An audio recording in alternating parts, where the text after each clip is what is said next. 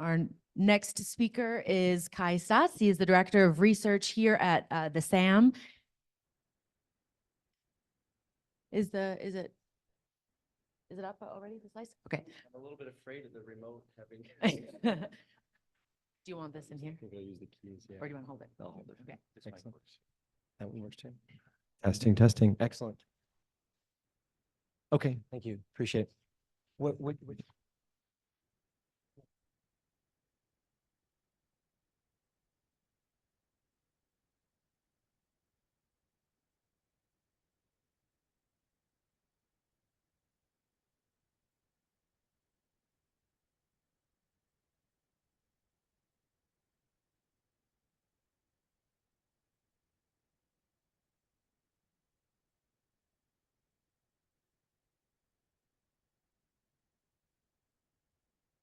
Good morning, everyone. Before I move into my presentation, I want to share two fond memories of Michaela in our mission 10 years and 3 months ago. We had, between Ewan and Michaela, there was a total stand-up comedy hour for 2 weeks straight. And I think it's the most I've laughed probably in my entire adult life. There were times where I think the laughter was at least 20 minutes. We were all going to vomit because we were laughing so hard. And also, she was a workout fanatic even 10 years ago. I think you were the only one that had a regimen that put us to shame. You were exercising at least an hour every day down in the lower hab. So two good memories of that. So thank you. It's good to see you again. And so I am Kai Staats, the Director of Research for SAM at the Biosphere 2. Welcome back, everyone. How many of you, is this your first time to Biosphere 2? Okay, excellent. Congratulations. And I look forward to giving you a tour. Either myself or Trent will give you a tour of Biosphere 2 and SAM. My presentation is going to be principally focused on, or entirely focused on SAM.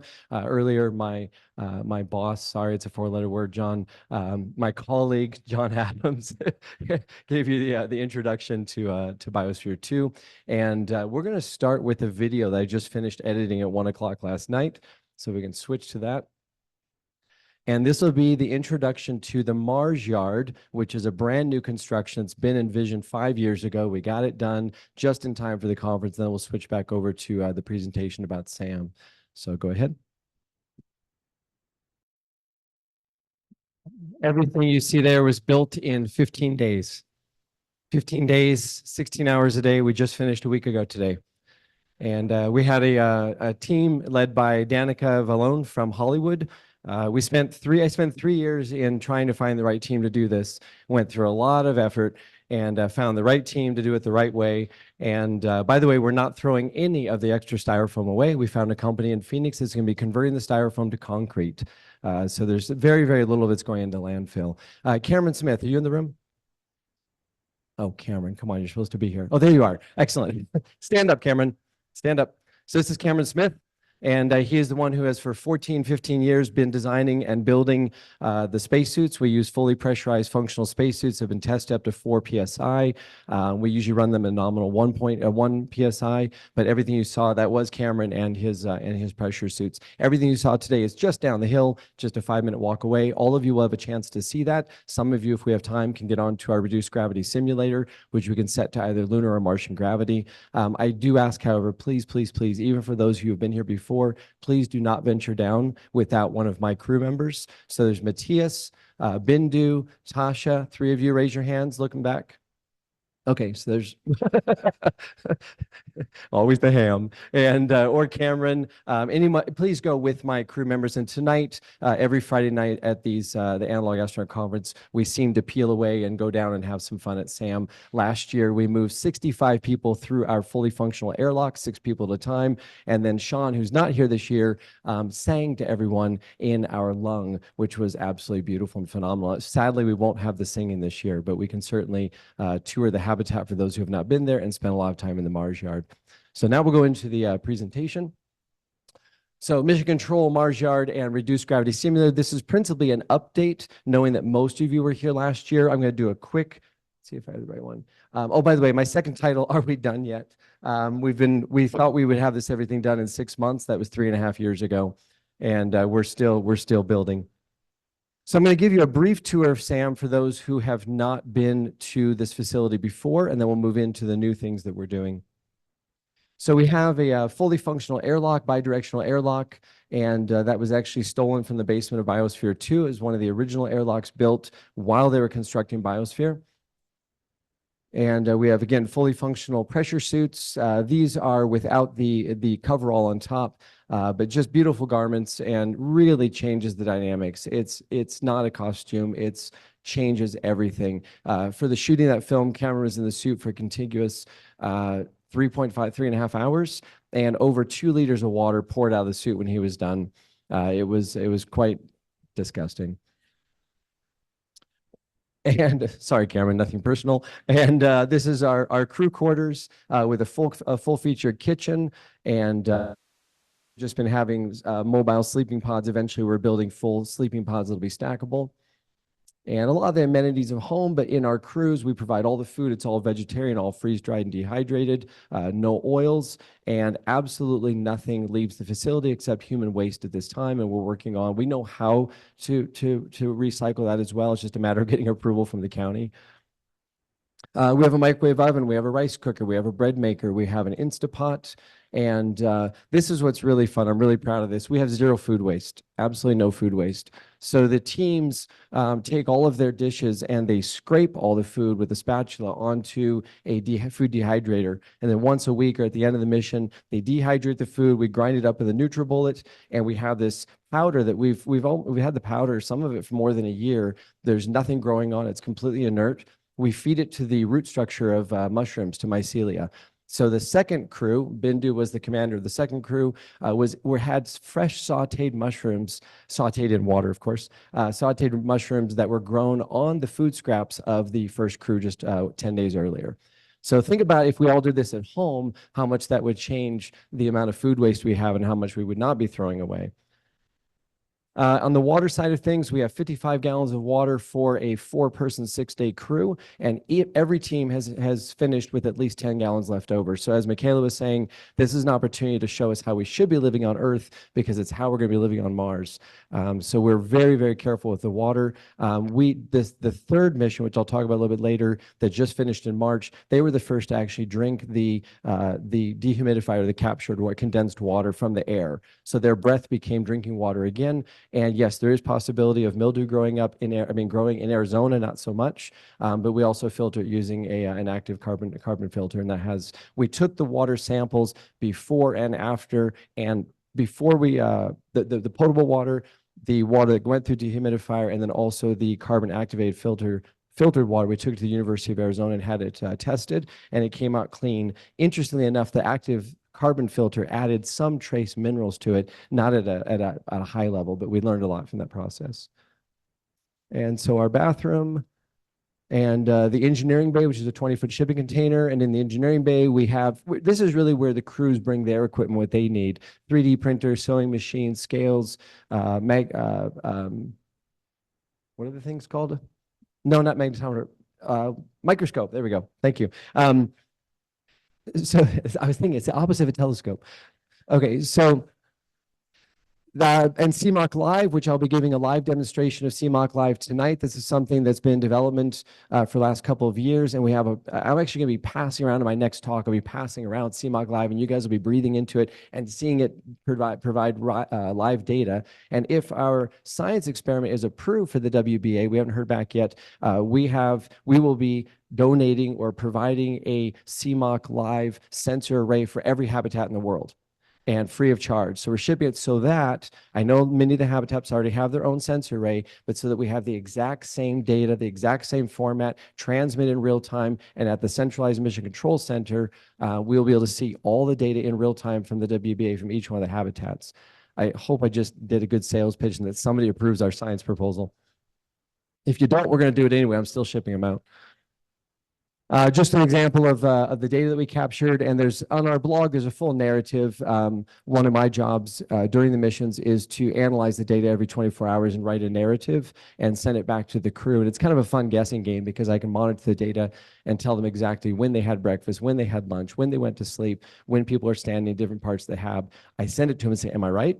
And usually it's pretty darn close just by monitoring CO2 levels. Of course, first aid and a full everything we need for the medical emergencies. And Bindu, who is a practicing surgeon, Bindu and I are designing a full-featured med bay that will be introduced into the engineering bay, hopefully by the end of this year. And we're working with Apex, Banner Health, which is part of the University of Arizona in Phoenix, and Mira Milas and Dr. Peterson to develop a full-featured, very, very realistic simulation of medical emergencies and procedures off-world. And these are older photographs. This is actually before the second mission, if I remember correctly, but this is in the test module. As you'll see when we go down, this has changed a lot. We now have the windows fully tinted, and we now have a vinyl film on the outside, so you cannot see in, and the amount of light coming in is reduced by about 75%. So we're now 100% reliant on synthetic light, and we're not having to block the natural light to keep the microfilms from building up.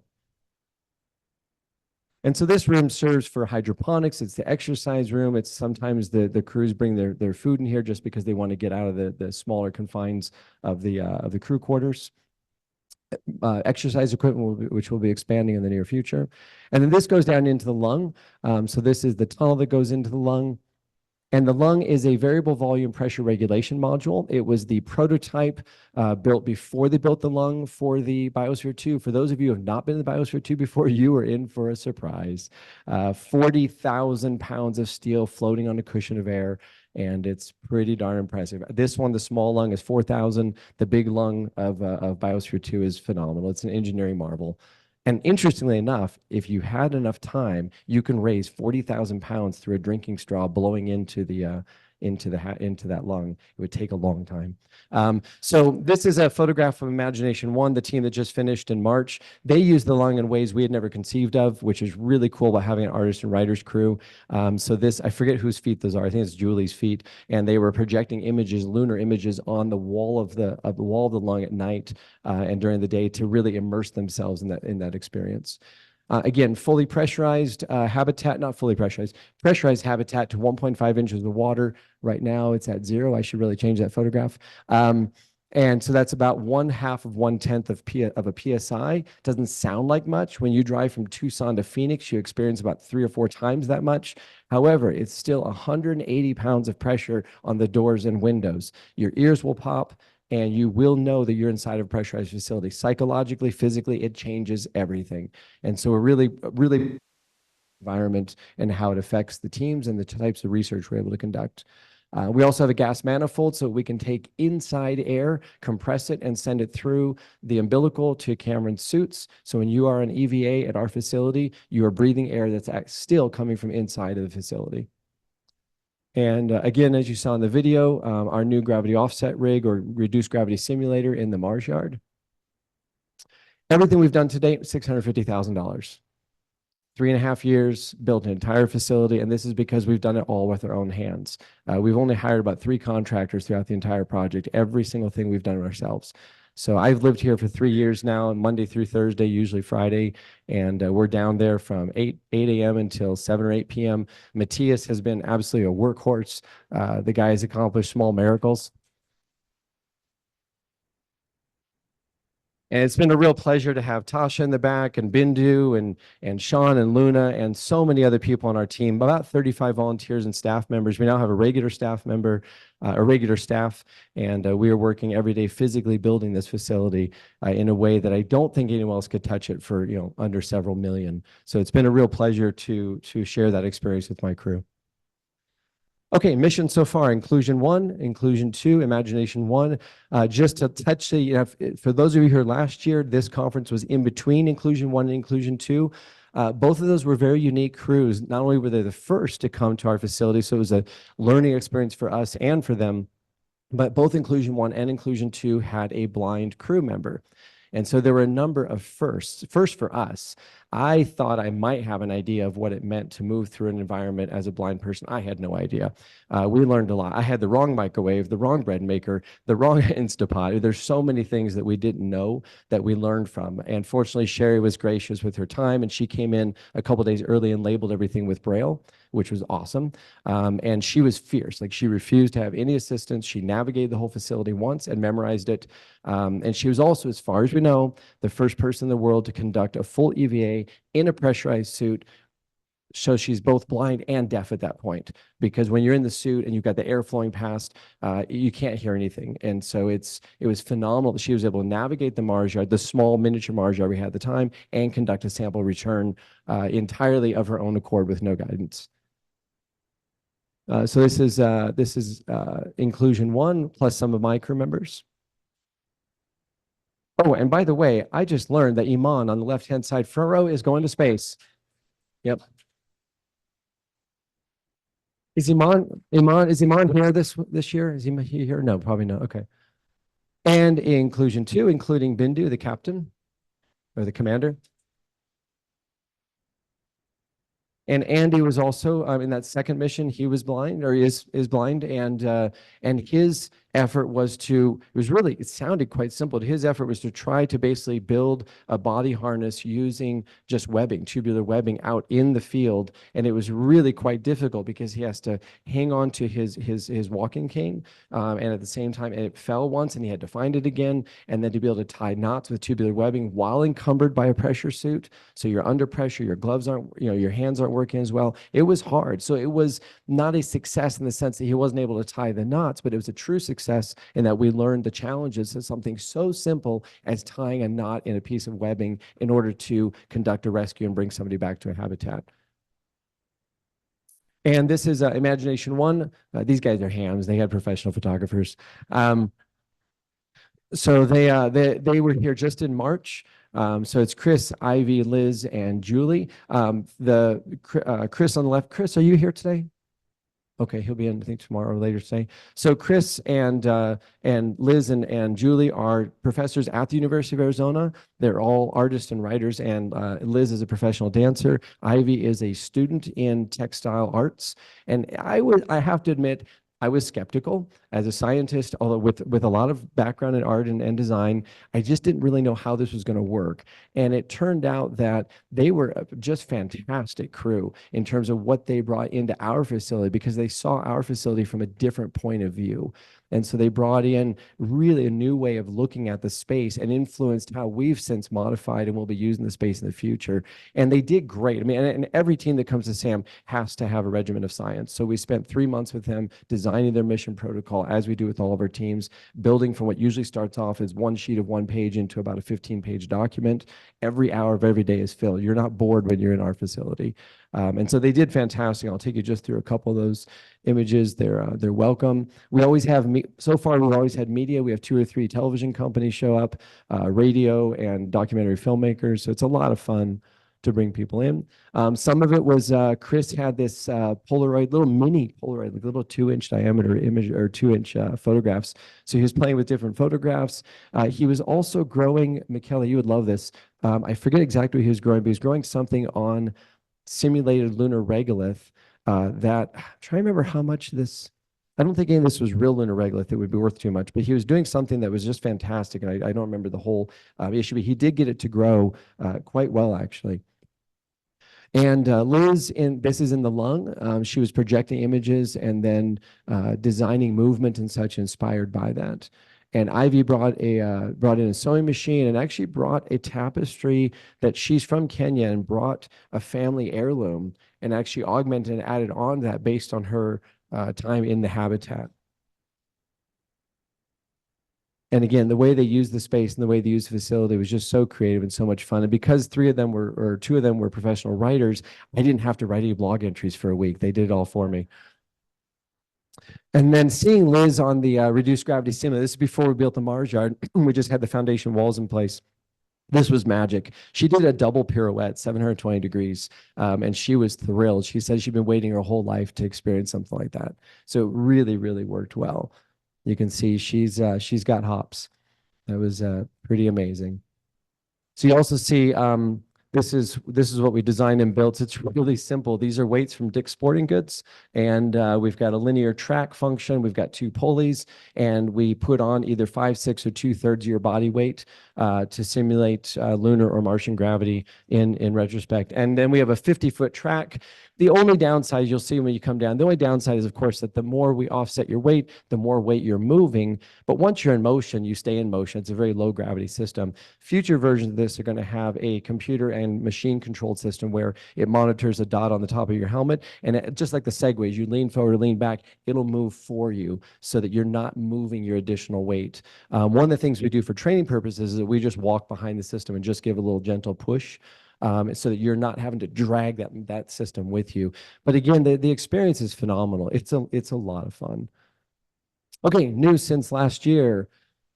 A lot of so Ops was a building that had been pretty much abandoned during COVID. John, is that right? I think during COVID, Trent and I cleared it out in 2021. It sat empty for another 2 years, and then the team spent 4 months in. It was actually quite fun.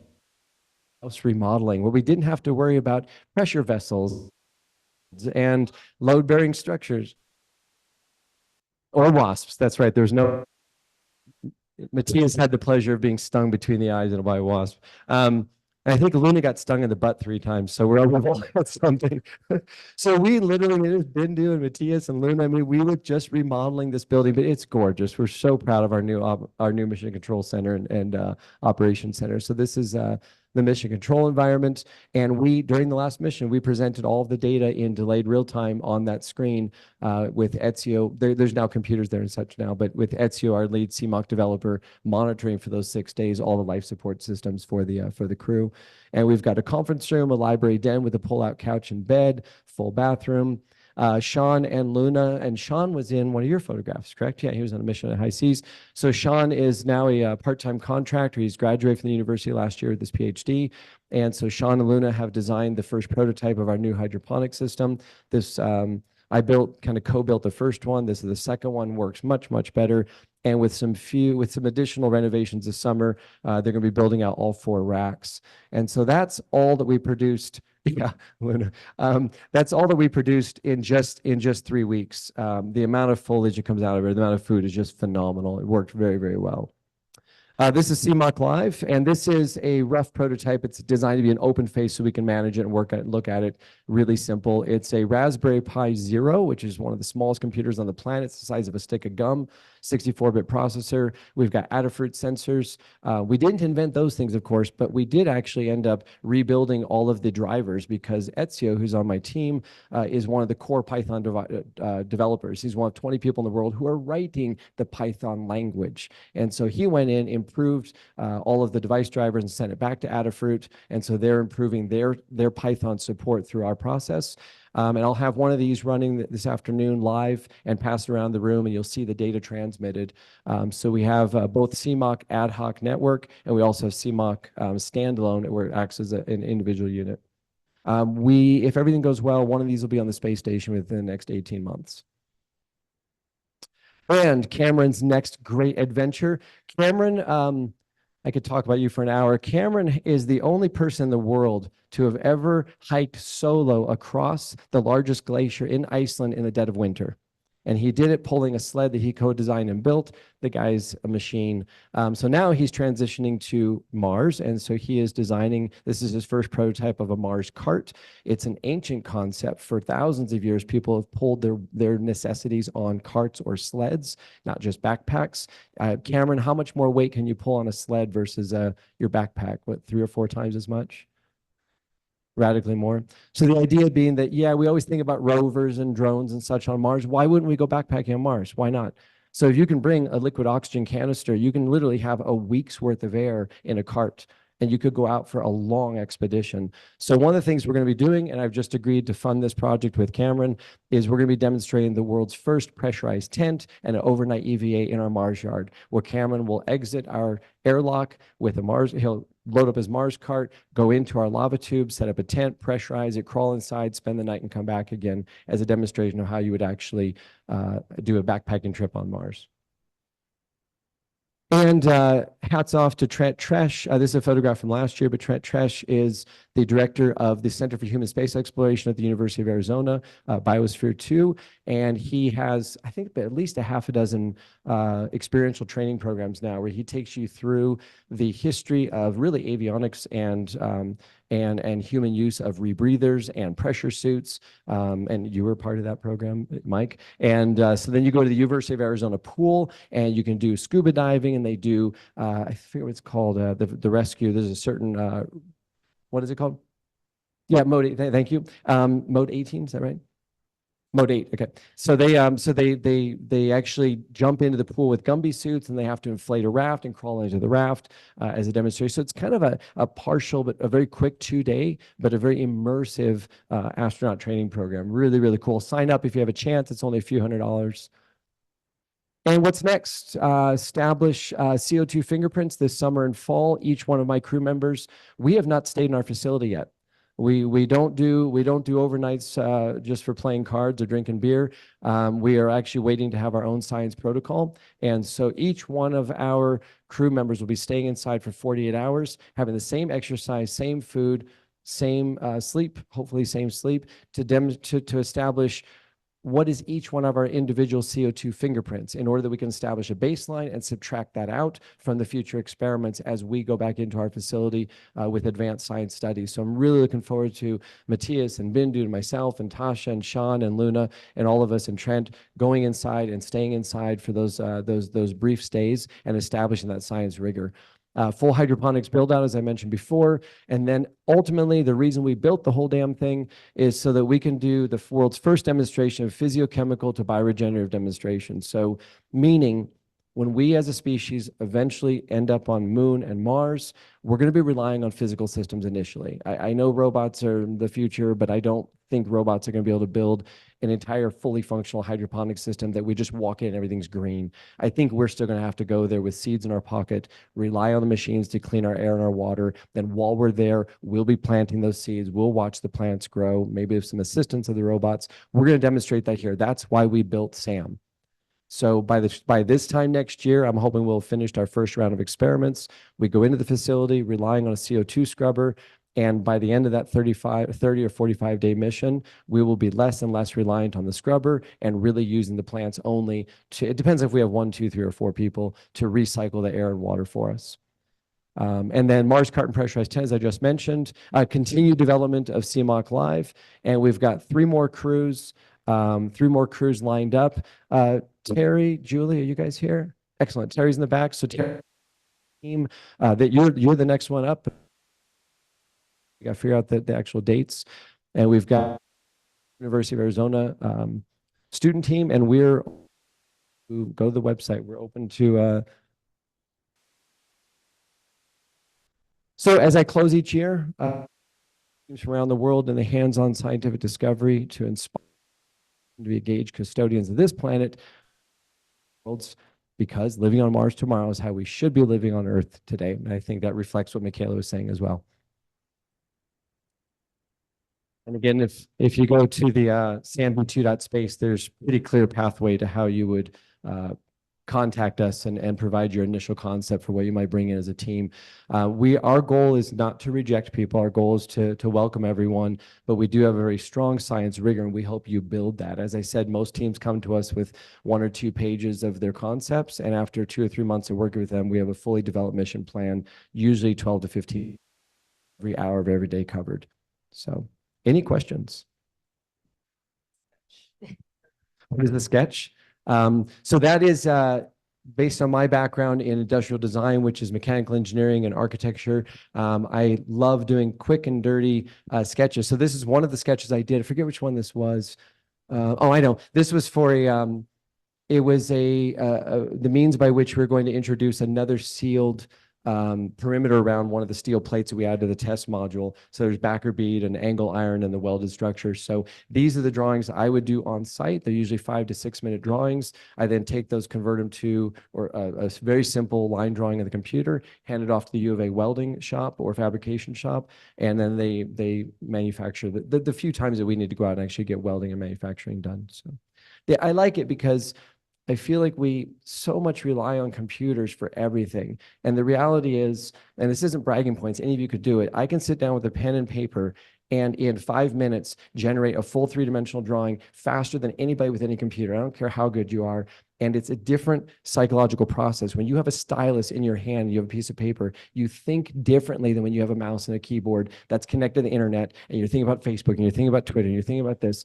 Get off the damn thing, go sit in a corner with a piece of paper and a pen, and your brain will change. You will think differently when you get off the digital world and back to the analog. And I think Cameron is a wonderful testament to that. Cameron has a very strong regimen of the exact number of hours a day that he's designing, that he's reading, that he's researching with limited time online. And to see what he's produced, I think is testament to that as well. Thank you. Yeah, yes. Oh, sorry, you have a microphone. Yeah. All right, microphone first. Hi, I'm Angelo. I'm going to give a talk about bioregenerative life support in just a bit. So obviously I have a question about this. The move from physical chemical to bioregenerative. What about using the existing ecosystems in biosphere? Is there any plans to reuse it as it was originally intended, or is it now definitively used for ecological research and no longer for bioregenerative life support?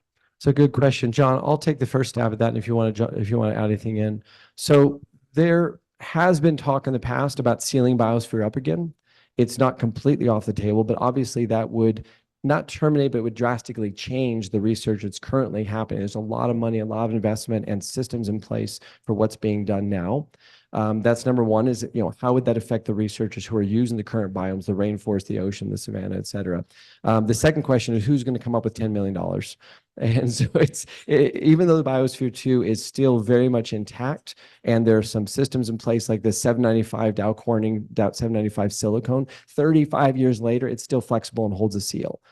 It's amazing, but it still would take a serious amount of change to go in and actually seal the place up again and use that. So we are definitely learning from that. All of the biospherians alive today have contributed in one or many ways to what we've done. I have the absolute pleasure of working with Phil Hawes, who's the original architect, the chief architect, in regular, almost weekly communication with him, with Baron Zabel, who was the construction manager, with Jane and Tabor. They've all influenced what we're doing and helped guide this. Whenever we get stuck, like, oh, what is this? What does this do? We call them and they answer. And so in that respect, the Biosphere 2 does influence us. On the bioregenerative side, we are transitioning from soil-based systems to hydroponics. And even though there's a lot of benefit to soil-based systems, because there's a buffer. With a soil-based system, if you make a mistake, if you forget to water for 1 or 2 days, everything doesn't die. In hydroponics, you forget to water for a couple of hours, everything dies.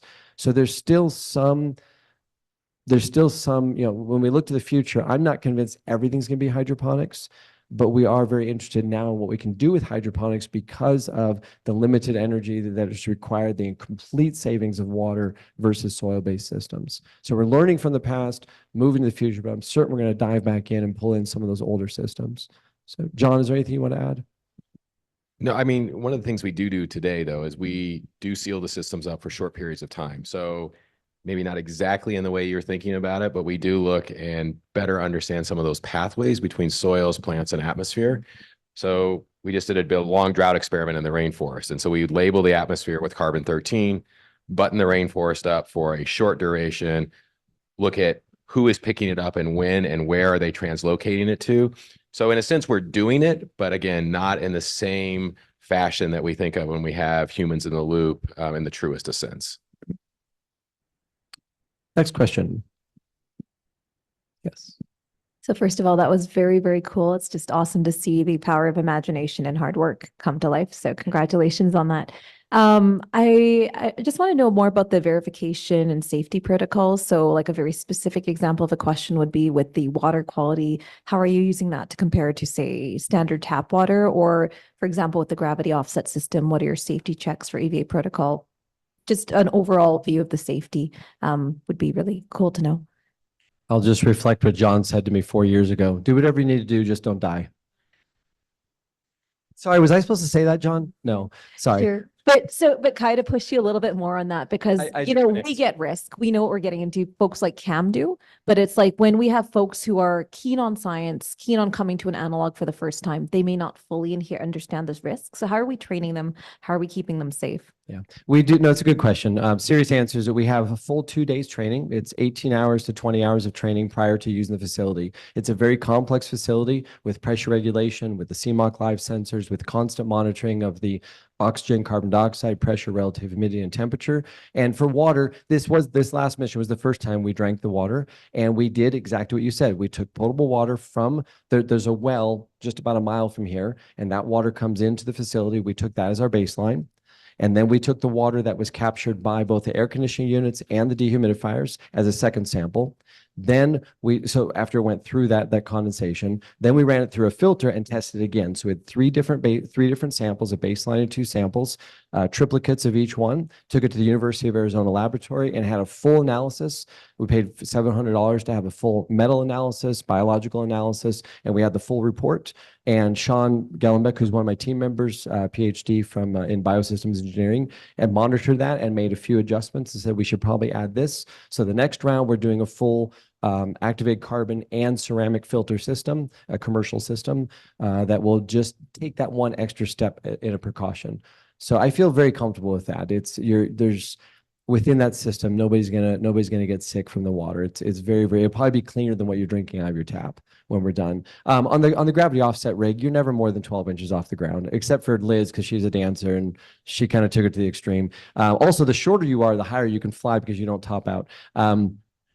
So there's no, and I've been rock climbing for 25 years. Trent has as well, Cameron has as well. So all the systems are standard rock climbing ropes, high tension. It was a 10,000 test rope with standard carabiners and such for that, and proper knots.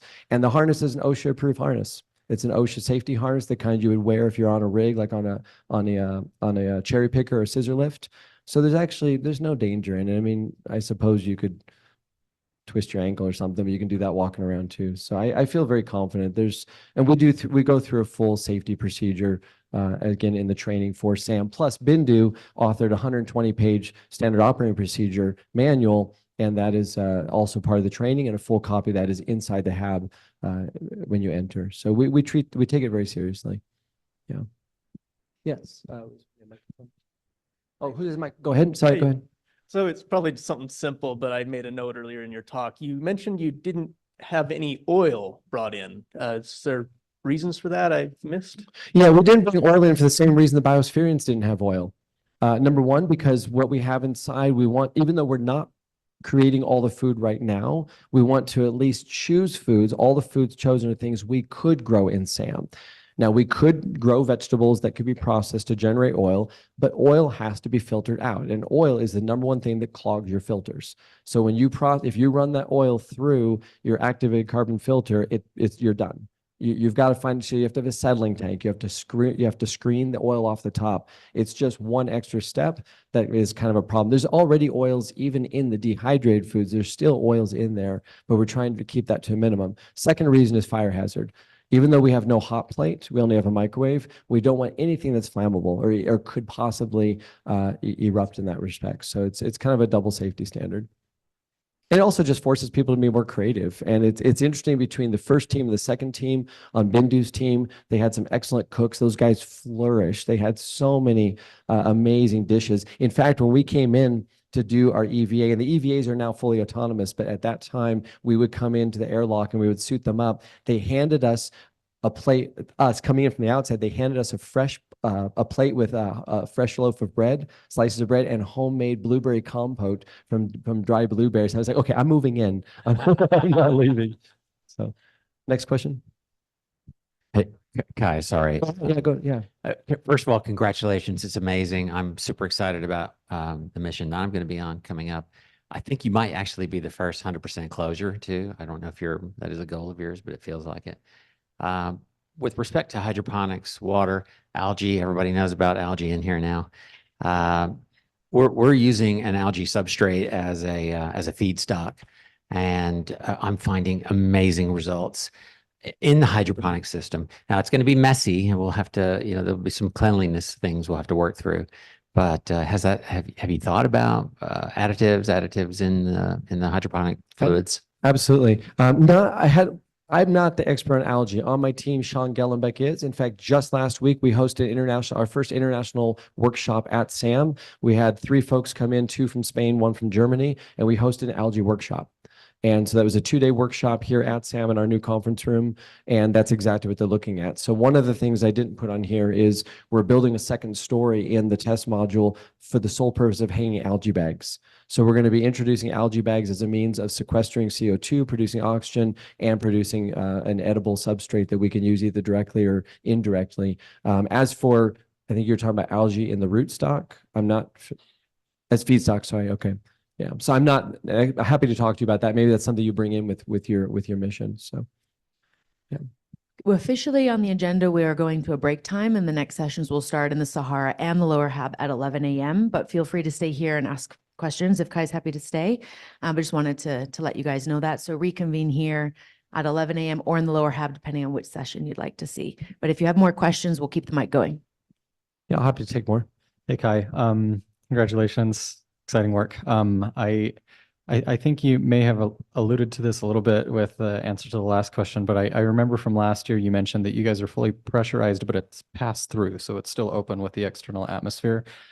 Just wanted to, I'm curious if that's still the case, and if you're wanting to get to fully enclosed, what the timeline is for that.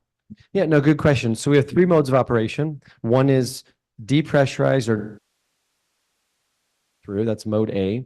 Mode B is pressurized flow. Mode C or mode 3, depending upon which naming scheme we use, mode pressurized and sealed. And so for the 3 missions, we mode B or 2, which is pressurized, moving a little bit of air through. We have oxide. We're still keeping nominal carbon dioxide between 2,700 and 3,500 parts per million, usually at about 2,700. And Bindu's team did 2 mode 3 tests where for about, was it 4 hours, Bindu? 4 to 6 hours. They were fully sealed just to see how fast the CO2 level would climb. What's keeping us from that is that we're now building our 3rd CO2 scrubber. So our first CO2 scrubber was provided by Paragon Space Development Corporation. We modified it from soda lime to zeolites, and that was a test back in 2021. The second CO2 scrubber we built with NASA funding through undergraduate capstone team that I led, and we built literally ACE hardware parts and a little bit of machining from the U of A fabrication lab. That was a small one, one liter, just as a demonstration of a swing bed where you adsorb and desorb by applying 450 degrees Fahrenheit for 8 hours. The third one, which I should have put in my slides, is really cool.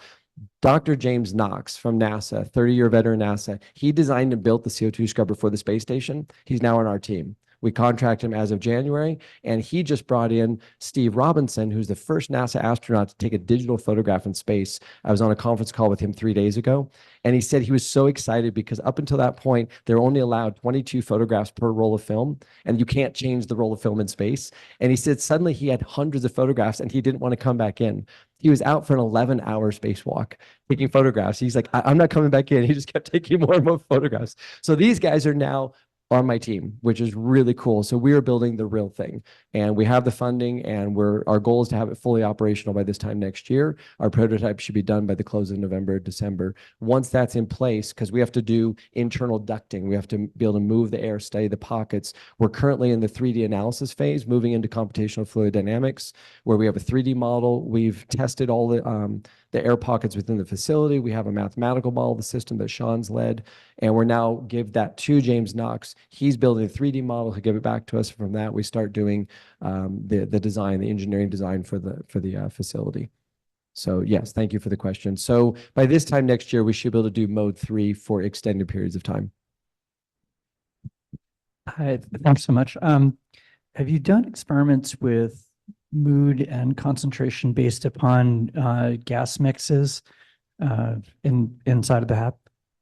Did you say mood as in like a person's mood? Yeah, Okay. mood, like an increasing oxygen, it sometimes does help with concentration. It helps, with that. Yeah.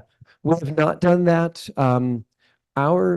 It's certainly possible in the future for longer duration missions. On a 6-day mission, it's a little bit difficult, I think, to establish the baselines. But we're also really not focused on psychology. we will welcome those experiments, but it has to be a trained team. It has to be somebody coming in with professional background in psychology. We're not going to play psychologists and pretend we know what we're doing. NASA's been doing psychology tests for 30 years in their HABs. So if somebody wants to bring that kind of research in, they have to have an IRB in place. They have to have the background. They have to have a professional team, because it's just too risky to go messing with people's moods in an environment that is sealed. Yeah, and also just focus, or have you observed, has it been observed that people's levels of focus have people commented on it based upon the mix? In everything I've read, I'll say that without going into detail, the first team did struggle, and they thought it was CO2. It's not. Your body cannot tell the difference between 400, 700, 1200, 2500. You simply can't. Nothing in that literature I've read, nothing demonstrated at NASA says that you can see that you can feel the difference. At about 2700 to 3500, some people are sensitive. 3500 to 5000 parts per million, you begin to feel the effects. 5,000 to 10,000, which is what Navy submarines run at, you certainly have cognitive effects. And that's why NASA is now bringing the 5,000 parts per million nominal down to 3,500 nominal and trying to keep it in that 27 to 3,500. What happened on our first team is they were dehydrated. They were so worried about not drinking all the water, running out of water. We learned later for the first 3 days, each of them was drinking less than a half liter a day. So, and they did not wean themselves off caffeine or processed sugar. So they enter the habitat, not enough water, no processed sugar, no caffeine. They had headaches. Yes, they were grumpy. The second team, with Bindu's leadership, I think partially because she's a practicing surgeon, has a little bit of awareness of this. You guys weaned yourself off that. And they had the benefit of spending a week here at the conference together before they went in, and they talked about it. They said, hey, let's make certain we're dehydrated. They stopped drinking caffeine and processed sugars. That's the number one. That was the number one issue. Good question. Thank you so much for that. Hi, Kai. First of all, I want to give a shout out and commend your crew on their extensive and awesome trade skills. The fact that you all are doing this on such a lean crew and your skill sets are so dense is just, and like you said, you got this built in like what, 15 days, right? And so I would like to see like what your thoughts are on performing any of that type of work in SIM as opposed to performing it outside of SIM. That's a good question. Thank you. I've been very, very lucky. In part, I'll always start with this on growing up on a farm in Iowa. I learned how to do machining. I learned how to fix tractors. I learned how to retile or reshingle a roof, fix plumbing from my grandfather and from my father. And that makes a world of difference. And so I've been able to pass some of those skills on to my team members that didn't grow up that way. And that's been my greatest joy. I mean, even if I tell my team members this, even if we weren't working at SAM, if we were just repairing tractors in the farm in Iowa, that's still fun. Like it's about who you're working with, not what you're doing. And so I've also had the pleasure of, with Matthias, he has a very diverse background from IT to weed whacking to tiling floors. I mean, so it's been a pleasure. Some of our team members come in with skills. Some of them come in having never touched a power tool in their life. Luna, if you guys remember, I think 2 years ago, I introduced Luna. She was 19 years old at the time. She's switched from being a waitress, nothing wrong with being a waitress, to she was just yesterday or 2 days ago accepted at the University of Arizona into biosystems engineering.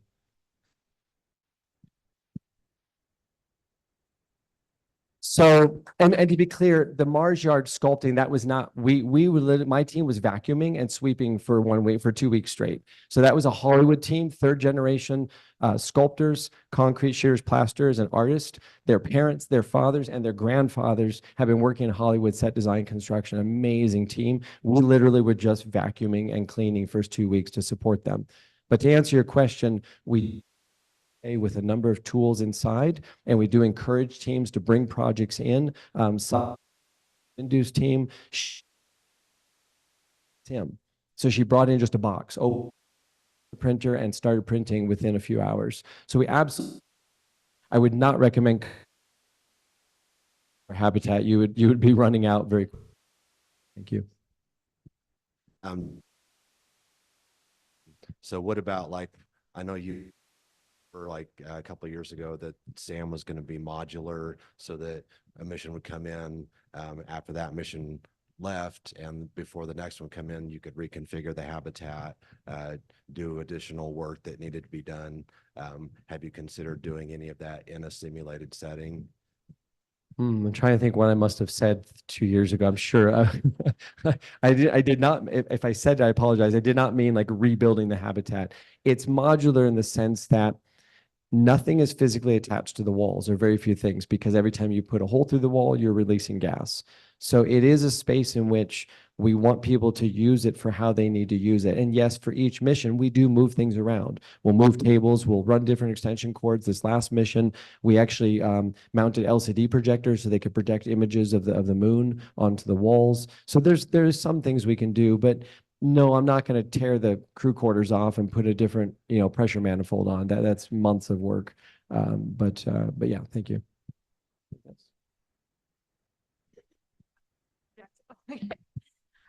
This is so exciting. And I was here 2 years ago, and just to see how much has changed at the Hab is really impressive. What is your long-term vision in terms of durations for these simulations? And at this point, I'm assuming 2 weeks is kind of your max for sims. So curious if you could elaborate. My long-term vision is that I'm going to take a vacation this summer. Any other questions? So right now we are doing 6-day missions because we still feel that we have a lot to learn. I think the next mission, Terry, is Terry still here? How long is your mission going to be? Do you remember? Are you guys doing a 2-week or 10-day? I think it's two 1-week missions each. That's We're right, gonna two we're gonna one-week switch missions. out. We're gonna That's do right. MCC one side and mission management. Yeah.